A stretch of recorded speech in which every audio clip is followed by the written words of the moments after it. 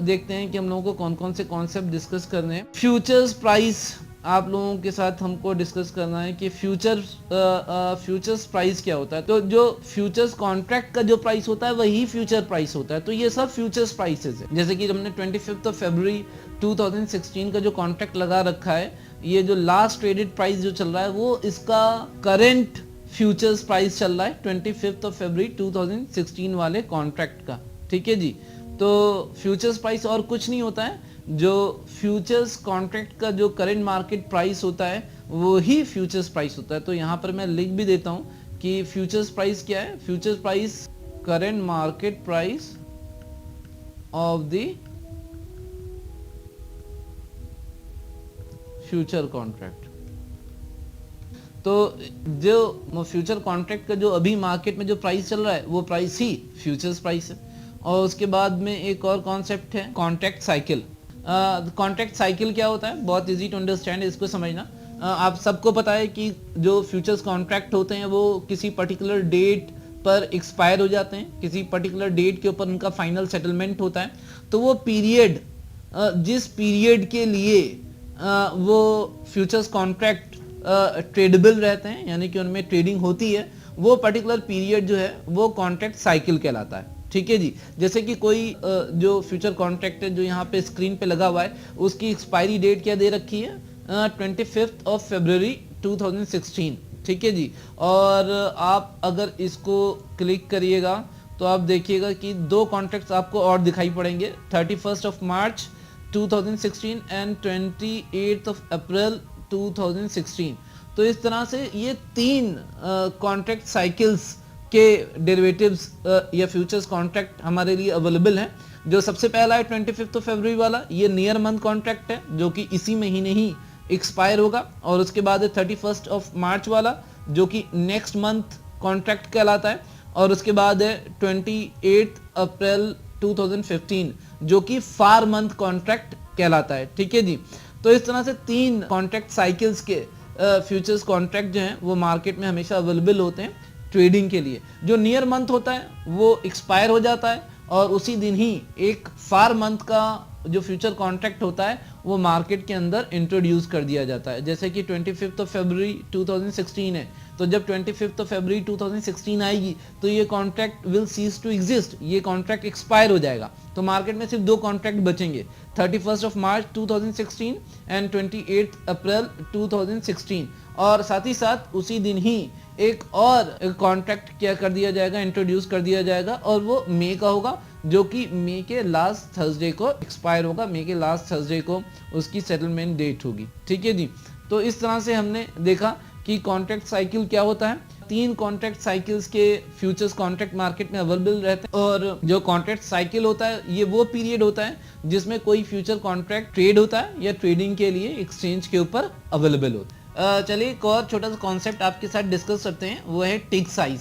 आप एक्सचेंज के ऊपर कोई भी इंस्ट्रूमेंट ट्रेड करें, चाहे आप कैश मार्केट के अंदर इक्विटी ट्रेड करें, चाहे कमोडिटी मार्केट के अंदर आप कमोडिटीज ट्रेड करें, या करेंसी मार्केट के अंदर आप करेंसीज को ट्रेड करें, या फिर फ्यूचर्स और ऑप्शंस को ट्रेड करें, आप एक्सचेंजेस में हर जगह आपको टिक साइज आपको देखने का मौका मिलता है। तो टिक साइज क्या होता है, देखिए मार्केट के अंदर प्राइसेस में मूवमेंट होते हैं, ये तो आपको बात पता ही है। जैसे कि आप देखेंगे यहाँ पर, ध्यान से देखिए, ये ब्लू कलर का मैं पेन इस्तेमाल कर रहा हूँ, ध्यान से देखिएगा। जैसे यहाँ पर प्रीवियस क्लोज है 378.10, उसके बाद 385.05 ओपन हुआ, उसके बाद हाई बनाया 396.65 का, उसके बाद लो बनाया 379.20 का, और उसके बाद में क्लोज हुआ ये 391.330 पर। ठीक है जी। तो ये पॉइंट के बाद की फिगर मैं आपको दिखा रहा हूं क्योंकि इसमें ही वो कॉन्सेप्ट टिक साइज का मैं आपको दिखाना चाह रहा था। तो जो मिनिमम मूवमेंट होता है वो होता है 0.05 का, और यही आपका क्या है, टिक साइज है। जो टिक है इसके अंदर कितने का है, वो 0.05 रुपीज का है या 5 पैसे का है। यानी कि जब प्राइस चेंज होगा तो 0.05 के मल्टीपल में चेंज होगा। जैसे कि इसका प्राइस जो लास्ट ट्रेडेड प्राइस था वो 390 रुपया 85 पैसे था। अब अगर इसके अंदर प्राइस चेंज होगा तो 0.05 के मल्टीपल में चेंज होगा। ऐसा नहीं हो सकता है कि नेक्स्ट प्राइस हो जाए आपका 390.87, ये नहीं हो सकता है। होगा तो 0.90 होगा या 0.95 होगा या इसी मल्टीपल में ही कम या ज्यादा होगा। तो वो मिनिमम मूवमेंट अभी आप समझ लिए और आपको जो कंटेंट आपके पास जो अवेलेबल है वहां पर इसको थ्योरेटिकली इसको एक्सप्लेन किया गया, वहां पर इसकी डेफिनेशन दी गई है। तो अभी आप लिखने के बजाय आप जो मैं बता रहा हूं उसको समझने की कोशिश करिए। तो what is tick size? Tick size और the tick as you know we normally call it, what is tick what is tick size? That is the minimum movement possible in a price of futures contract। क्योंकि अभी यहाँ पर हम futures contract की बात कर रहे हैं इसलिए मैं फ्यूचर्स कॉन्ट्रैक्ट बोल रहा हूँ। अगर कोई और मार्केट होता इक्विटी का या कमोडिटी का या करेंसी का तो वहां पर उसकी बात होती। तो what is tick? Tick is the minimum movement possible. ठीक है जी, चलिए इस तरह से हमने टिक साइज भी समझ लिया। उसके बाद एक छोटा सा कॉन्सेप्ट और निकल करके आता है, वो है लॉट साइज। ऑलरेडी यहाँ तक मेरे ख्याल से आपको लॉट साइज ऑलरेडी पता चल चुका होगा कि फ्यूचर्स कॉन्ट्रैक्ट के अंदर जब कोई इंस्ट्रूमेंट ट्रेड होता है, ठीक है, जैसे यहाँ पर स्टॉक फ्यूचर्स ट्रेड हो रहे हैं, यहाँ पर हमने एक्सिस बैंक का फ्यूचर सामने लगा रखा है। तो फ्यूचर्स कॉन्ट्रैक्ट के अंदर कोई भी जो कॉन्ट्रैक्ट ट्रेड होता है तो उसका एक सर्टेन लॉट साइज होता है। अगर इसको हम कंपेयर करें कैपिटल मार्केट से यानी कि कैश मार्केट से और एक्सिस बैंक का आप कोई शेयर ट्रेड करिए तो आप 1 2 3 5 10 15 20 जितनी मर्जी उतनी क्वांटिटी आप क्या कर सकते हैं, बाई या सेल कर सकते हैं। लेकिन अगर आप एक्सिस बैंक का फ्यूचर ट्रेड करिएगा फ्यूचर्स मार्केट में तो उसका एक सर्टेन लॉट साइज होगा जो कि आपको यहाँ पर देखने का मौका मिल रहा है। जैसे कि आप यहाँ पर देख रहे हैं तो यहाँ पर लॉट साइज आपको दिखाई पड़ रहा है, ये लॉट साइज, तो ये 1000 है।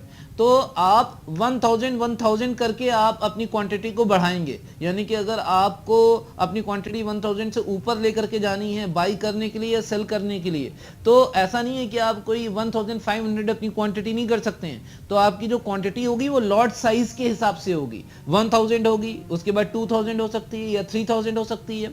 तो इस तरह से 1000 के मल्टीपल में ही आप अपनी क्वांटिटी को क्या कर सकते हैं, ट्रेड कर सकते हैं। तो मार्केट के जो लॉट्स होते हैं किसी पर्टिकुलर फ्यूचर कॉन्ट्रैक्ट के लिए वो एक्सचेंज ही डिसाइड करता है। जैसे कि यहाँ पर एक्सिस बैंक की आपको जो लॉट दिखाई पड़ रही है वो 1000 दिखाई पड़ रही है, ठीक है जी। और इसके अलावा अगर आपको और अलग अलग शेयर्स के कितने लॉट साइजेस हैं वो पता करना है तो जब आप ट्रेडिंग टर्मिनल पर लॉग इन करते हैं तो वहाँ पर आपको ये इन्फॉर्मेशन अवेलेबल रहती है। उसके अलावा मैं आपको बता देता हूँ कि आप इस इन्फॉर्मेशन को कैसे डिग आउट कर सकते हैं, ठीक है जी।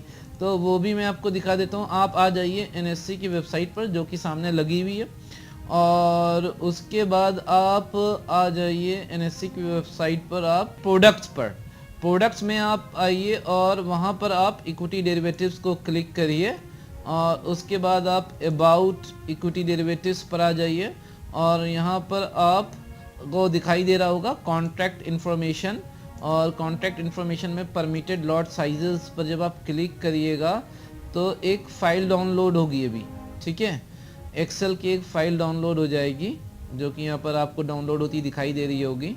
ये फाइल डाउनलोड हो गई। इस फाइल को आप क्या करिएगा, ओपन करिएगा। तो इस फाइल के अंदर जितने भी कॉन्ट्रैक्ट्स एक्सचेंज के ऊपर ट्रेड हो रहे हैं उनके लॉट साइजेस आपको दिख जाएंगे। ये फाइल ओपन हो गई और मैं इसके कॉलम्स को थोड़ा सा वाइट कर देता हूँ ताकि आप इंस्ट्रूमेंट के नाम्स देख पाएँ आप। तो यहाँ पर देख रहे हैं अंडरलाइंग है और इस अंडरलाइंग के ऊपर जो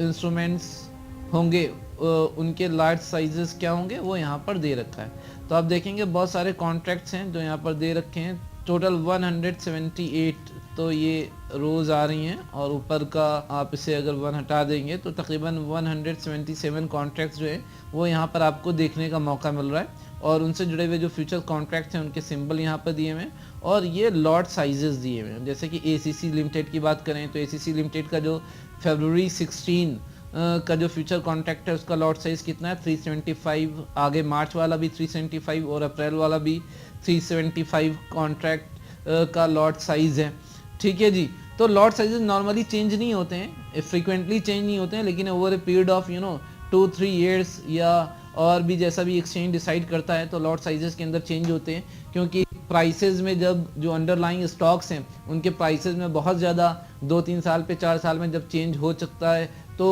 उस हिसाब से फिर लॉट साइजेस को भी थोड़ा सा चेंज किया जाता है। ठीक है जी, तो यहाँ पर आपको ये सारे कॉन्ट्रैक्ट्स के लॉट साइजेस आपको देखने का मौका मिल रहा है।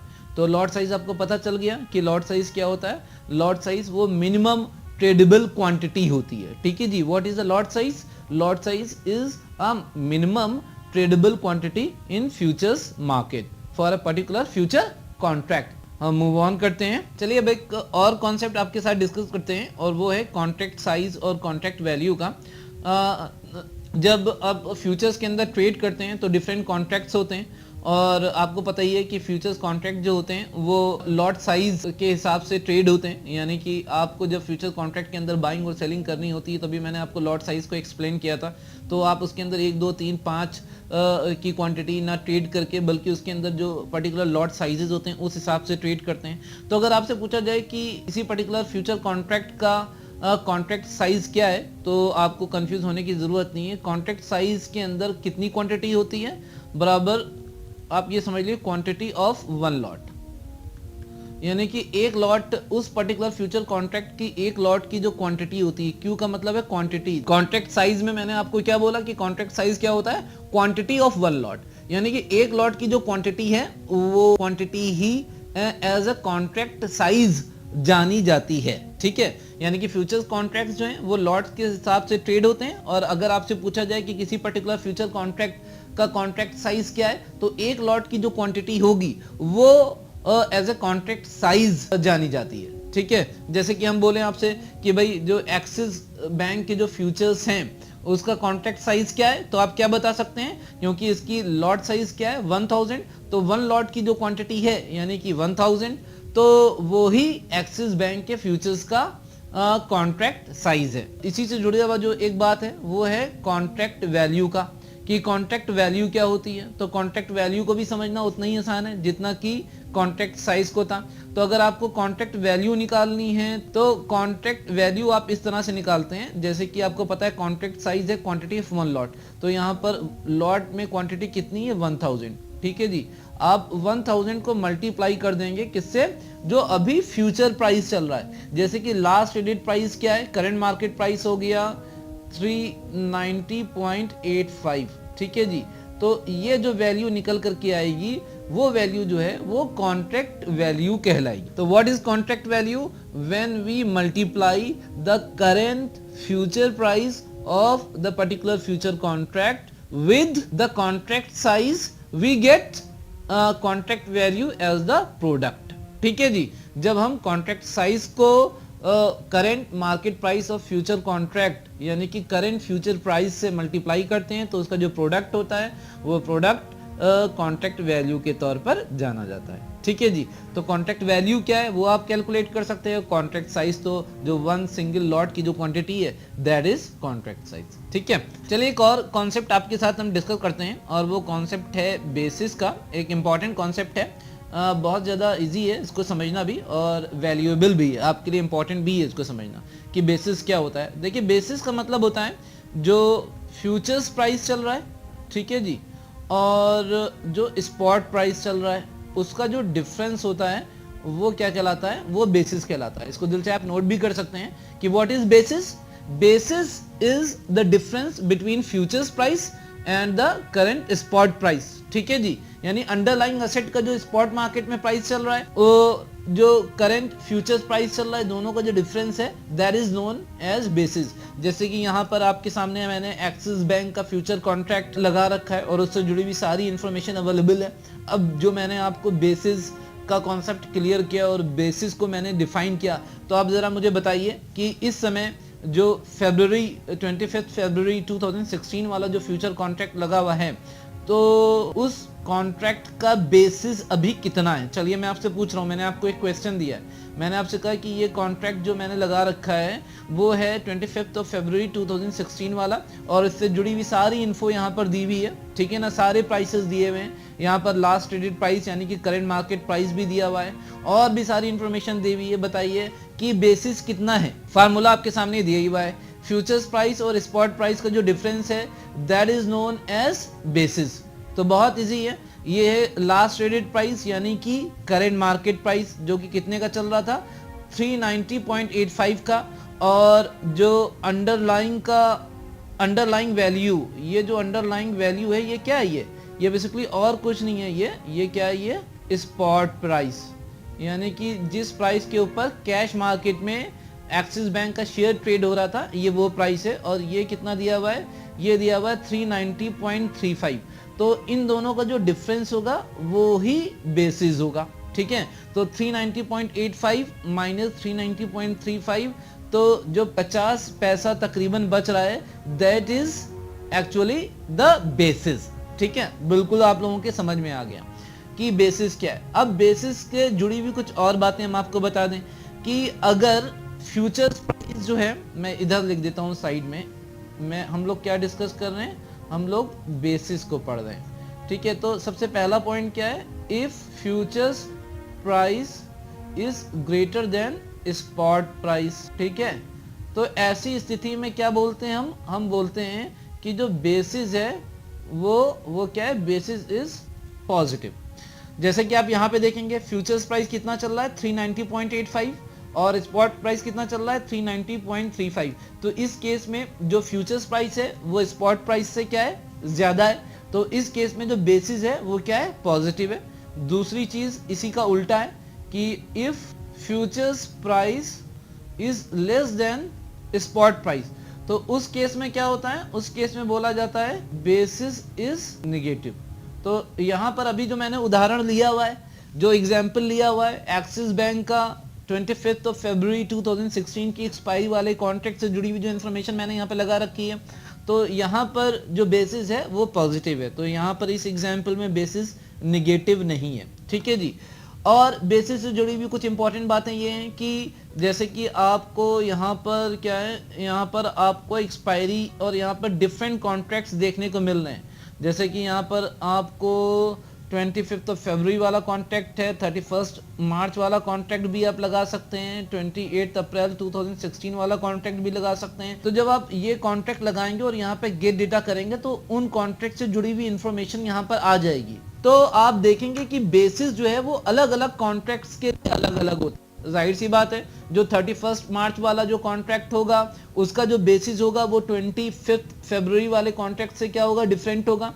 इसी तरह से जो 28 अप्रैल वाला जो कॉन्ट्रैक्ट होगा उसका बेसिस जो होगा वो बाकी दोनों यानी कि फरवरी और मार्च वाले कॉन्ट्रैक्ट्स के बेसिस से क्या होगा, डिफरेंट होगा। यानी कि अलग अलग कॉन्ट्रैक्ट 1 मंथ वाला, 2 मंथ वाला, 3 मंथ वाला, यानी कि नियर मंथ, उसके बाद में नेक्स्ट मंथ और उसके बाद में फार मंथ, तीनों मंथ के लिए अलग अलग जो फ्यूचर्स कॉन्ट्रैक्ट हैं उनका बेसिस अलग अलग होगा, क्योंकि तीनों के मार्केट प्राइसेस अलग अलग होंगे और इसलिए जब हम स्पॉट प्राइस से उनके डिफरेंसेस निकालेंगे तो वो भी क्या होंगे, अलग अलग होंगे, ठीक है जी। चलिए अब आप लोगों के साथ एक बात मैं जो और शेयर करना चाहूंगा कि over a period of contract cycle जो बेसिस है वो पॉजिटिव से नेगेटिव हो सकता है, नेगेटिव से पॉजिटिव भी हो सकता है। क्या मैंने कहा, क्या समझ में आया आपके, कि जैसे अभी यहाँ पर 3 तरह के कॉन्ट्रैक्ट्स का जिक्र हो रहा है, एक 25 फरवरी वाले या 31 मार्च वाले या 28 अप्रैल वाले कॉन्ट्रैक्ट्स की बात हो रही है।